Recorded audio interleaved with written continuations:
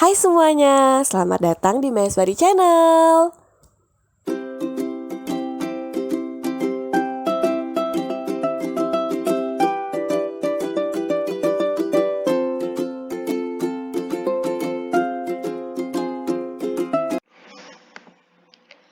Assalamualaikum warahmatullahi wabarakatuh. Halo teman-teman semuanya. Di video kali ini aku akan membahas materi yang udah beberapa hari ini di request sama teman-teman, yaitu tentang kohort ya. Karena katanya soal ini tentang kohort ini banyak keluar di P3K. Nah, oke, kita langsung aja masuk ke pembahasannya. Apa itu kohort ibu dan balita? Kohort ibu dan balita adalah sumber data yang mempermudah bidan dalam pengumpulan data sebagai informasi untuk ibu hamil, bayi, dan balita. Jadi kohort itu ada 3 ya teman-teman, ada ibu, bayi, dan balita ya. Nah, tujuan dari kohort itu sendiri adalah untuk mempermudah pekerjaan bidan itu sendiri. Selain itu juga untuk mengetahui baik secara nama, jumlah, hasil pemeriksaan, pemberian obat atau vitamin, dan sebagainya pada ibu hamil, bayi, dan balita. Kemudian untuk mencatat resiko dalam persalinan pada ibu hamil, kurang gizi dan kelainan pada bayi dan balita, sehingga dapat mencegah kejadian yang tidak diinginkan. Nah, untuk kolom kohort sendiri, pada ibu itu ada 53 kolom ya teman-teman. Kolom 1 diisi nama lengkap ibu, nama lengkap ibu hamil. Kolom 2 diisi nomor induk kependudukan atau NIK di KTP, bila ibu tidak punya KTP diberi tanda min. Kolom 3 diisi alamat ibu hamil, desa atau kelurahan. Kolom 4 diisi sumber pembiayaan, bisa dari JKN, Jamkesda, Jampersal, pribadi, dan lain-lain. Kolom 5 diisi usia ibu dalam tahun. Kolom 6 diisi status gravida, partes, dan abortus. Kolom 7 diisi jarak kehamilan saat ini dengan kehamilan terakhir, tahun dan bulan. Kolom 8 diisi tanggal taksiran persalinan. Kolom 9 diisi tinggi badan ibu hamil dalam sentimeter. Kolom 10 diisi ukuran lingkar lengan atas dalam sentimeter saat diukur pertama kali. Untuk bumil KEK, hasil pemantauan lila diisi di bulan kunjungan. Kolom 11 diisi status TD ibu hamil saat screening. Kolom 12 diisi tanggal pemberian injeksi TD bila diberikan. Kolom 13 diisi hasil screening anamnesa TBC, suspek atau non-suspek. Kemudian kolom 14 diisi hasil screening anamnesa kesehatan jiwa. Kolom 15 diisi hasil pemeriksaan hemoglobin. Kolom 16 diisi golongan darah ibu hamil A atau B, O atau AB. Kolom 17 diisi hasil pemeriksaan protein urin positif atau negatif. Kolom 18 diisi hasil pemeriksaan glukosa urin positif atau negatif. Kolom 19 diisi hasil pemeriksaan HIV positif atau negatif. Kolom 20 diisi hasil pemeriksaan sifilis positif atau negatif. Kolom 21 diisi hasil pemeriksaan hepatitis B positif atau negatif. Kolom 22 diisi hasil pemeriksaan TBC secara mikroskopis positif atau negatif. Kolom 23 diisi hasil pemeriksaan malaria positif atau negatif. Kolom 24 diisi bila ada hasil pemeriksaan laboratorium yang lain. Kolom 25 diisi jenis konseling yang sudah diberikan. Kolom 26 diisi hasil screening jenis komplikasi penyerta dalam kehamilan. Kolom 27 diisi tata laksana kasus untuk ibu hamil dengan risiko dan penyulit, termasuk di dalamnya rujukan, ditulis tanggal dan jenis tindakan. Kolom 28-39 itu diisi tanggal kunjungan dan hasil pemeriksaan, misal BB, TFU, DJJ, presentasi, TTD, PMT, kelas ibu atau K1, kelambu malaria, KM, dan lain-lain. Kemudian kinerja pelayanan K1, K4, K6, lahir. Kolom 40 diisi tanggal lahir dan hasil kelahiran, hidup atau mati, atau maserasi atau fresh. Kolom 41-42 diisi berat lahir bayi dalam gram. Kolom 43 diisi cara persalinan, normal, SC, vakum, forceps. Kolom 44 diisi tempat persalinan, rumah, poskesdes, polindes, puskesmas, PMB, klinik, rumah sakit. Kolom 45 diisi penolong persalinan, yaitu bidan, dokter umum, SPOG, perawat, dukun, dan lainnya. Kolom 46 diisi penyulit yang terjadi dalam proses persalinan, yaitu ada KPD, partes lama, distosia bahu, dan lain-lain. Kolom 47-50 diisi tanggal dan pelayanan yang diberikan sesuai periode kunjungan nifas, misal berat badan atau tekanan darah, kemudian pemberian vitamin A. Kolom 51 diisi tanggal kunjungan dan jenis metode KBPP yang dipilih. Pil itu P, non-MKJP, suntik S, implan I, IUD, kemudian kondom, MOW, MOP, dan cara lain atau non-MKJP. Kolom 52 diisi tata laksana kasus untuk ibu nifas dengan penyulit termasuk di dalamnya rujukan. Ditulis tanggal dan jenis tindakan. Kolom 53 diisi hal-hal lain yang penting untuk dituliskan. Nah, ini untuk catatan. Kalau presentasi, KP itu singkatan dari kepala, BS bokong atau sungsang, LLO letak lintang atau oblik, status imunisasi T0, T1, T2, T3, T4, T5. Kemudian lahir mati, stillbirth, maserasi, atau fresh. Nah, ini adalah bentuk dari register kohort ibu di bagian depannya. Jadi ada kode, kemudian desa, puskesmas, kecamatan, kabupaten atau kota, dan provinsi. Kemudian ini tampilan dari kohort ibunya ya. Jadi ada nomor, nama, nik, ibu, alamat. Nah itu tinggal kita isi aja. Seperti yang udah dijelaskan tadi di awal itu kalau sumber pembiayaan seperti jam persal kayak gitu ya. Atau pribadi dan lain-lain. Usia ibu dalam tahun, status GPA-nya, jarak kehamilan, dan lain-lain ya teman-teman bisa lihat di sini. Nah kemudian ini juga tampilan dari kohort ibu. Ada pemeriksaan dari Januari sampai Desember ya, dalam 1 tahun itu.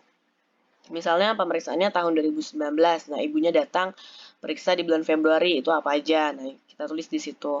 Kemudian status persalinan, kalau udah bersalin, cara tempat dan peluang persalinan, pelayanan dan klasifikasi pada masa nifas, ada KF1, KF2, KF3, dan KF4. Nah, oke teman-teman. Nah, biasanya untuk kohort ibu itu ada kodenya, teman-teman ya. Tapi ada beberapa perbedaan antara teori dan yang dipraktekkan di lapangan. Nah, untuk teorinya, kalau 0 itu diisi K1, K1 itu kunjungan ibu hamil pertama kali ya. Kemudian kalau pagar itu K4, kemudian bintang persalinan atau PN, dan positif itu adalah kematian ibu. Nah, sedangkan kalau dalam prakteknya, kalau bintang itu biasanya sudah diberikan tablet FE. K1 murni itu kotak hitam ya teman-teman. Kalau K1 murni itu artinya kontak pertama ibu hamil dengan tenaga kesehatan pada trimester pertama. Kalau K1 akses itu kontak pertama ibu hamil dengan tenaga kesehatan tidak pada trimester pertama. Biasanya kalau sudah di atas 12 minggu itu masuk di K1 akses. Nah, logonya itu adalah bulat hitam, kalau K4 itu segitiga hitam. Nah, teman-teman di bawah ini ada aku kasih juga kayak kode 7 di dalam lingkaran. Itu artinya K1 akses dilakukan pada umur kehamilan 7 bulan. Nah, seperti itu ya, teman-teman. Kemudian ada angka 8 dan bintang telah diberikan tablet FE pada umur kehamilan 8 bulan. Karena bintang itu kan telah diberikan tablet FE. Kalau misalkan dia diberikan tablet FE pada umur kehamilan 7 bulan, berarti 7 bintang. Kayak gitu ya teman-teman. Oke, itu aja sih untuk pembahasan kohort ibu. Kemudian kita langsung masuk ke cara pengisian kohort bayi. Nah, buku ini diisi oleh petugas kesehatan. Dalam hal ini adalah bidan, petugas imunisasi, petugas gizi, dan tenaga kesehatan lain yang terkait. Pada halaman register kohort, untuk bayi laki-laki, semua penulisan menggunakan warna hitam atau biru. Sedangkan bayi perempuan menggunakan warna merah. Jika bayi meninggal, diberi tanda positif pada kolom bulan saat bayi meninggal, dan kolom berikutnya diberi garis horizontal tebal sampai kolom 37. Informasi lengkap tentang kematian ini diisi pada kolom 46. Nah, ini adalah tampilan dari register kohort bayi. Pada sampul kohort ditulis nama posyandu, nama desa atau kelurahan, nama puskesmas, dan di dalam tanda kurung diisi nomor kode puskesmas. Nama kecamatan dan di dalam tanda kurung diisi nomor kode kecamatan. Nama kabupaten atau kota dan di dalam tanda kurung diisi nomor kode kabupaten atau kota. Nama provinsi dan di dalam tanda kurung diisi nomor kode provinsi. Nah, seperti ini ya teman-teman tampilannya. Untuk kolom pertama, kolom 1 itu diisi nomor urut. Setiap ganti tahun dimulai dengan angka 1. Kemudian kolom 2 diisi nomor induk kependudukan atau NIK yang diperoleh dari Dukcapil sesuai dengan akte kelahiran. Kolom 3 diisi nama bayi dengan lengkap bukan nama orang tua. Kemudian kolom 4 diisi tanggal, bulan, dan tahun lahir bayi dengan jelas. Kolom 5 diisi sesuai jenis kelamin bayi, ditulis L untuk laki-laki dan P untuk perempuan. Kolom 6 diisi nama lengkap ibu sesuai KTP. Kolom 7 diisi alamat domisili anak dan nomor telepon atau HP bila ada. Kolom 8 diberi tanda rumput bila punya buku KIA atau checklist ya, atau dikosongkan bila tidak punya buku KIA. Kolom 9 diisi berat lahir dalam gram. Jika berat badan kurang dari 2.500 gram, ditulis BBLR. Diisi panjang lahir dalam cm. Jika panjang badannya itu kurang dari 48 cm, ditulis pendek. Nah, kemudian masa neonatal saat lahir sampai dengan 5 jam, ini kolom 10. Kolom 10 ini baris pertamanya diisi kode tempat pelayanan. Jadi kalau P itu puskesmas atau puskesmas pembantu, kalau PY itu posyandu, kalau RS rumah sakit, UPS unit pelayanan swasta seperti dokter, bidan praktik mandiri dan klinik dan lain-lain. Kalau PD itu polindes dan KR kunjungan rumah. Nah, kemudian yang kedua, baris kedua diisi klasifikasi atau diagnosis jika lahir dengan komplikasi, misalkan asfiksia, trauma lahir, kelainan kongenital, hipotermi, infeksi, dan lain-lain. Nah, kemudian yang baris ketiga diisi kode pelayanan yang didapat. Jadi dapat IMD atau enggak, vitamin K1, imunisasi HB0, salep mata itu SM ya singkatannya. Kemudian antiretroviral atau ARV bila bayi diberi ARV profilaksis. Diisi tanda bintang jika sehat ya. Nah, masih lanjut di masa neonatal yang kolom 11, 12, 13. Nah, ini adalah kunjungan neonatal. Neonatal pertama 6 sampai dengan 48 jam, kedua hari ketiga sampai dengan ketujuh, ketiga hari ke-8 sampai dengan 28. Nah, kolom 11 sampai 13 itu kan kunjungan neonatal. Diisi tanggal dan bulan pelayanannya. Jadi kalau misalkan dia datang tanggal 1 Maret, berarti diisi tanggal 1 bulan 3. Kemudian diisi kode tempat pelayanannya di mana P itu tadi puskesmas, PD Polindes, PY Posyandu, KR kunjungan rumah, UPS, unit apa namanya yang swasta seperti klinik, bidan praktek mandiri atau rumah sakit. Kemudian diisi kode pelayanannya. M, jika neonatus sehat atau sakit dilayani dengan manajemen terpadu bayi muda atau MTBM. Bila pada MTBM ditemukan komplikasi, diisi klasifikasi atau diagnosa yang ditemukan. NK, jika neonatus komplikasi mendapatkan penanganan dari dokter, perawat, atau bidan. Ditulis ARV bila bayi diberi ARV profilaksis. Bila dilakukan pemeriksaan screening hipotiroid kongenital, ditulis SHK, hasilnya positif, tulis SHK positif, dan hasilnya negatif, tulis SHK negatif. Pemeriksaan SHK itu sendiri 48-72 jam. Bayi dengan SHK positif, tes konfirmasi. Bila positif, tulis HK positif, negatif, tulis HK negatif. Bayi HK positif yang diberi pengobatan levotiroksin, ditulis LT. Banyak singkatan ya teman-teman, tapi mudah kok kalau teman-teman sudah memahaminya ini. Kemudian, bila bayi belum mendapatkan imunisasi hepatitis B pada saat lahir 0-5 jam, segera diberikan HB0 sebelum usia 7 hari. Dan ditulis HB0 di kolom 11 atau 12 sesuai kapan diberikan. Tanggal pemberian HB0 ditulis kolom 39. Oke, kita lanjut ya. Nah, kolom 14-37 ini adalah kunjungan bayi. Jadi diisi usia di setiap bulannya di sebelah kanan atas. Diberi garis tebal vertikal di bagian kanan kotak untuk umur 3, 6, 9, dan 12 bulan sebagai penanda jadwal stimulasi deteksi dan intervensi dini tumbuh kembang atau SDI-DTK. Nah, jadi ini dikasih garis tebalnya, yaitu di umur 3, 6, 9, dan 12 bulan ya, teman-teman. Kemudian diisi tanggal saat pelayanan dan kode tempat pelayanan sesuai penjelasan di atas, yang kayak tadi. Dia datangnya tanggal 1 bulan 3, kemudian di mana periksanya. Kalau di puskesmas berarti kodenya P. Diisi kode pelayanan, kemudian diisi berat badan dalam kilogram setiap bulan, sedangkan panjang atau tinggi badan dalam sentimeter diisi sesuai jadwal SDI-DTK. Kemudian diisi kode kondisi bayi, apakah bayinya ini sehat atau tidak, yang bintang tadi ya teman-teman. Nah, kemudian kode pelayanan DSMP. Nah, itu maksudnya adalah diberi tanda lingkaran pada huruf D, berarti dideteksi pertama kali untuk SDIDTK.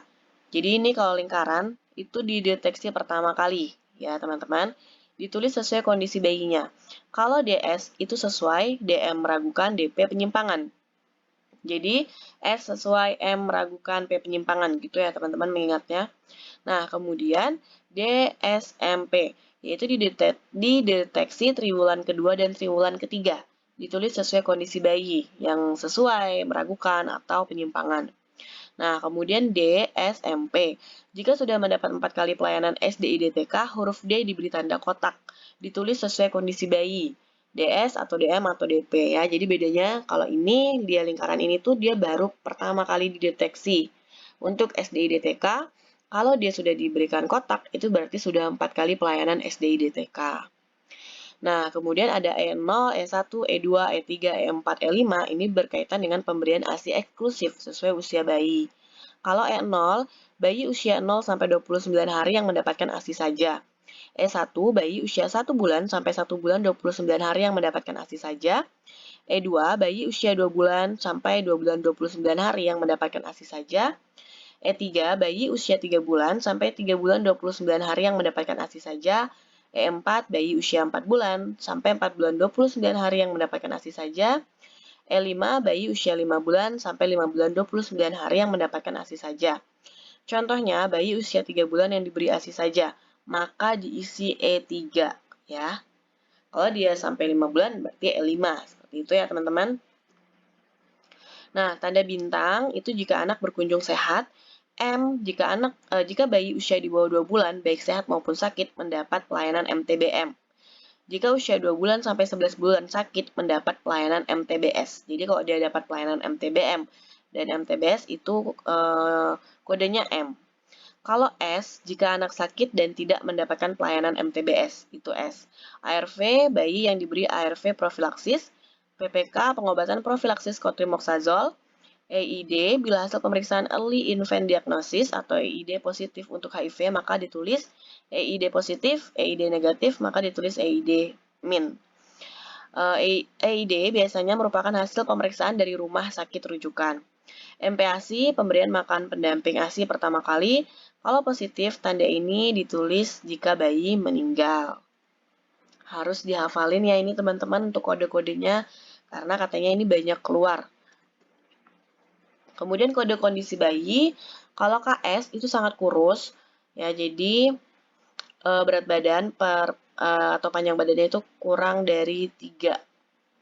Nah, kemudian K itu kurus, NR itu normal, G itu gemuk ya.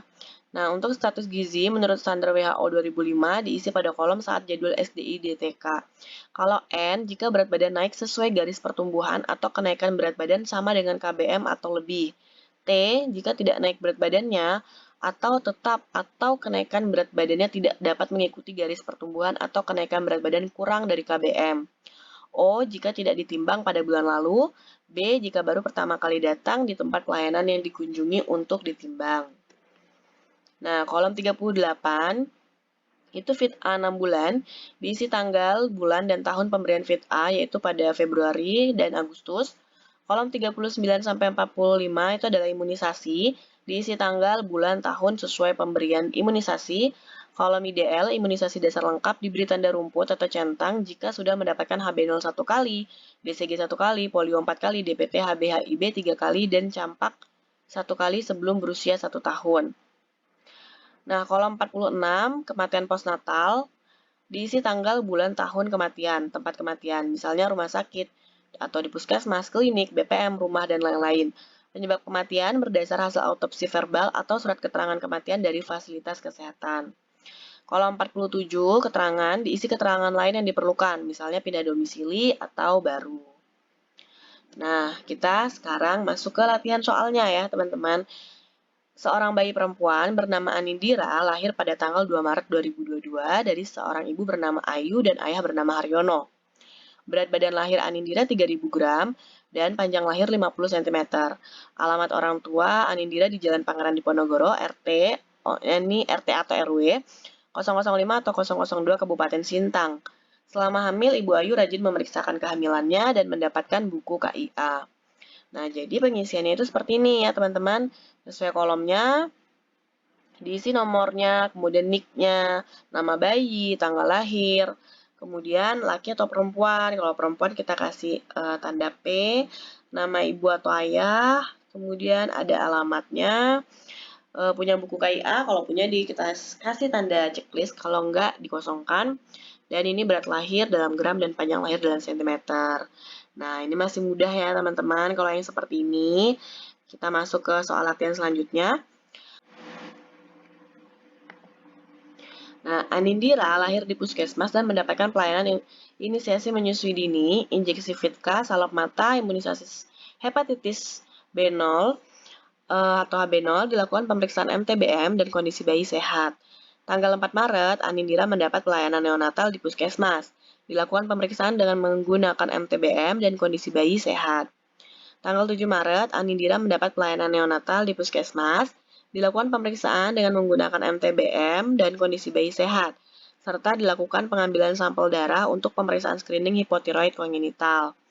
Tanggal 29 Maret, Anindira mendapat pelayanan neonatal di rumah. Dilakukan pemeriksaan dengan menggunakan MTBM dan hasilnya sehat. Hasil pemeriksaan SHK negatif.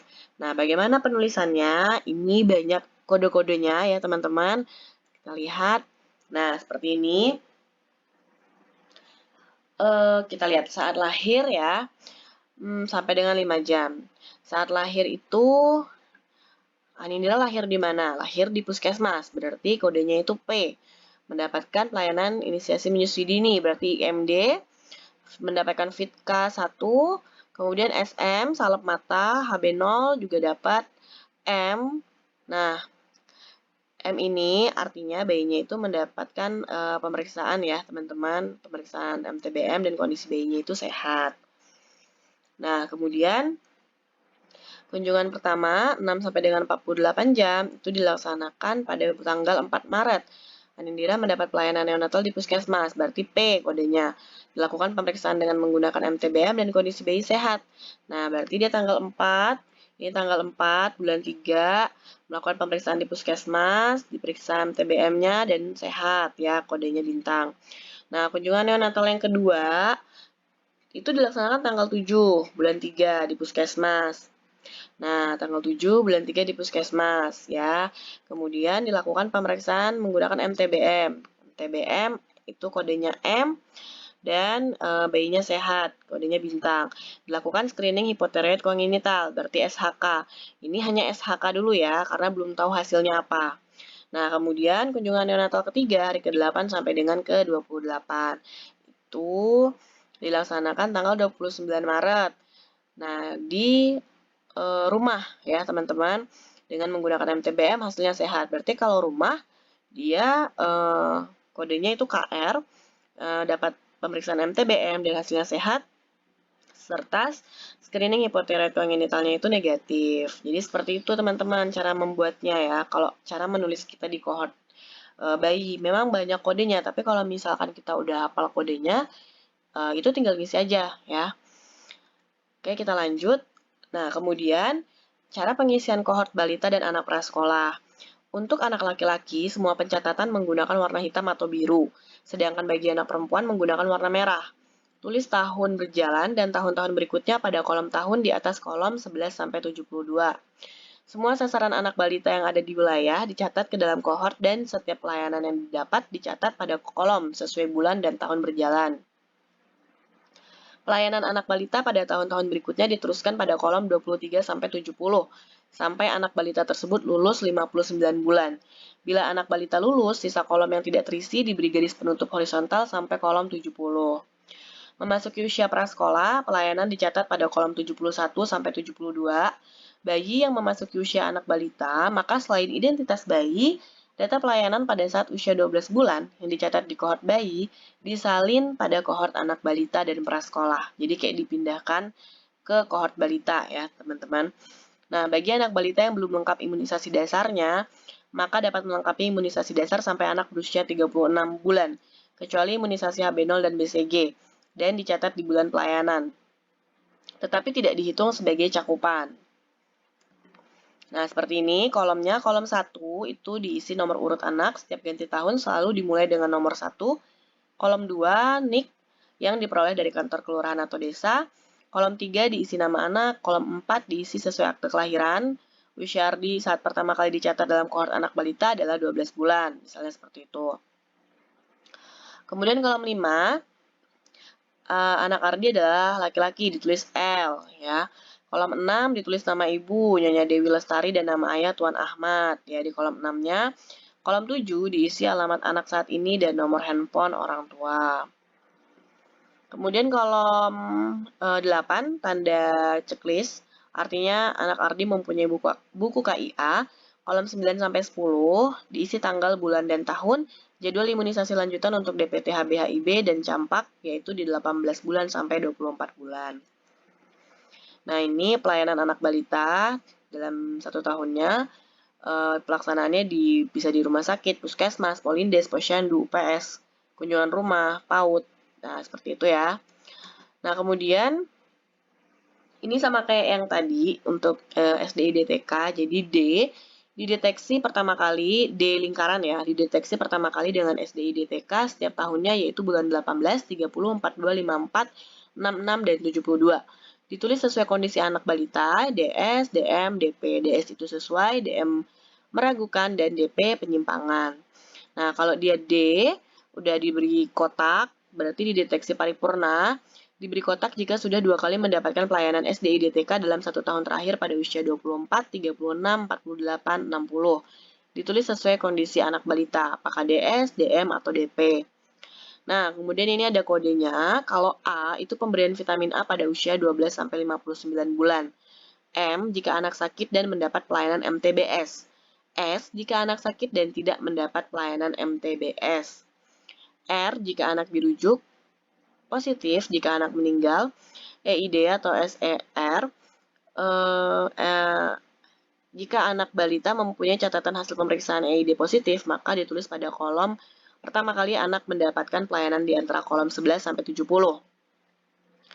Jika anak balita dengan ibu HIV positif belum dilakukan pemeriksaan EID, maka setelah 18 bulan anak dapat dilakukan tes serologis. Jika tes serologis positif, maka ditulis seropositif. Jika tes serologis negatif, maka ditulis negatif.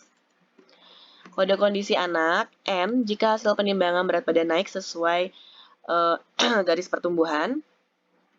Kalau T, jika berat badan tidak naik atau tetap atau naik tetapi tidak mengikuti garis pertumbuhan. O, jika tidak ditimbang pada bulan sebelumnya. B, jika pertama kali datang ke fasilitas kesehatan untuk ditimbang. Nah, ini status gizi menurut standar WHO diisi pada kolom saat jadwal SDI DTK. Status gizi berdasarkan BB per PB dikurangi TB yang dilakukan setiap 3 bulan, usia 12-23 bulan, dan setiap 6 bulan, usia 24-72 bulan. Nah, KS itu sangat kurus. Kalau BB per panjang badan dikurangi tinggi badan, kurang dari 3. Kemudian K kurus, NR normal, G gemuk. Nah, ini adalah pelayanan anak prasekolah. Kolom 71 sampai 72, pelayanan anak prasekolah diisi tanggal, bulan, dan tahun saat pemeriksaan. Diisi kode tempat pelayanan, diisi kondisi pelayanan, NTOB, DS, DM, DP, KS, K, NR, G. Nah, jadi teman-teman bisa lihat lagi ya yang sebelumnya, yang tadi udah dijelaskan. N itu naik, T itu tidak naik berat badannya, O itu bulan lalu tidak dilakukan perimbangan, atau B dia baru timbang di tempat itu. Kemudian DSDM-DP ini berkaitan dengan SDI DTK, apakah sesuai, meragukan, atau penyimpangan, seperti itu. Atau status gizinya, apakah gendut, kurus, normal. Kemudian diisi pemberian ARV pada anak dengan EID positif atau seropositif. Kolom 73, meninggal, diisi tanggal, bulan, dan tahun kematian. Diisi tempat kematian, misalnya di rumah sakit, atau puskesmas, atau klinik, atau BPM, rumah, dan lain-lain. Diisi penyebab kematian berdasar hasil otopsi verbal atau surat keterangan kematian dari fasilitas kesehatan. Kolom 74, keterangan, diisi keterangan lain yang diperlukan, misalnya pindah domisili atau baru. Nah, ini ada soal. Usia Anindira pada bulan April 2023 adalah 13 bulan. Pada tanggal 3, Anindira mendapat pelayanan di Posyandu. Berat badannya 10,2 kg, naik dari berat badan sebelumnya. Anindira sehat. Usia Anindira pada bulan Mei 2023 adalah 14 bulan. Pada tanggal 15, Anindira mendapat pelayanan di Polindes. Berat badannya 10,1 kg, turun dari berat badan sebelumnya. Anindira sakit dan diberi pelayanan dengan MTBS. Usia Anindira pada bulan Juni 2023 adalah 15 bulan. Pada tanggal 3, Anindira mendapat pelayanan di Posyandu. Berat badannya 10,7 kg. Berarti naik dari berat badan bulan sebelumnya. Anindira sehat. Nah, gimana nih teman-teman? Kita harus lihat dulu kolomnya ini seperti apa. Kalau dari kode-kodenya ini mungkin teman-teman udah bisa menebak ya akan ditulis kode apa aja. Nah, kita langsung lihat. Dia periksa di bulan April 2023, tanggal 3. Nah, berarti ditulis tanggal 3. Di sini pemeriksaannya itu dilakukan di mana? Pemeriksaannya dilakukan di Posyandu, berarti PY, berat badannya 10,2, kemudian N ini naik dari bulan sebelumnya dan kondisi bayinya itu sehat, bintang. Nah, kalau bulan Mei, lakukan pemeriksaan tanggal 15 di Polindes, PD. Berat badannya 10,1, itu kodenya T ya, teman-teman. Kemudian diberikan ini karena dia sakit diberikan pelayanan dengan MTBS, berarti kodenya itu M. Kalau tidak diberikan pelayanan MTBS maka S ya, teman-teman. Nah, kemudian di bulan Juni di usia dia 15 bulan, dia cek lagi mendapatkan pelayanan tanggal 3 di PY, yaitu di Posyandu. Berat badannya 10,7, artinya naik dari bulan sebelumnya, maka dikasih kode N dan kondisi bayinya itu sehat. Nah, seperti itu aja sih teman-teman sebenarnya untuk kita memberikan kode di kohort, nggak susah kalau kita memang tahu konsepnya seperti apa. Kalau saya selalu bilangnya, pahami dulu konsepnya, pahami dulu materinya seperti apa, maka saat kita berhadapan dengan soal, seperti apapun bentuknya, itu kita tidak akan kesulitan karena dasarnya kita udah kuat untuk pemahaman teorinya. Oke, itu aja teman-teman pembahasan tentang kohort ibu, bayi, dan balita. Semoga bermanfaat dan bisa membantu teman-teman menambah pengetahuan tentang kohort dan mempermudah teman-teman juga kalau nanti ketemu soal yang berkaitan dengan kohort di P3K. Semangat untuk teman-teman yang belum tes, tetap manfaatkan waktu yang ada untuk terus belajar. Dan satu lagi, jangan terlalu fokus kepada FR-FR yang berseliweran. Boleh kita jadikan FR itu untuk bahan pembelajaran, tetapi jangan hanya terfokus ke FR aja ya. Bisa dipelajari semua tentang kebidanan, karena soal setiap orang itu pasti akan berbeda-beda. Oke? Sampai di sini aja. Terima kasih untuk teman-teman yang udah nonton video aku sampai akhir. Terima kasih. Assalamualaikum.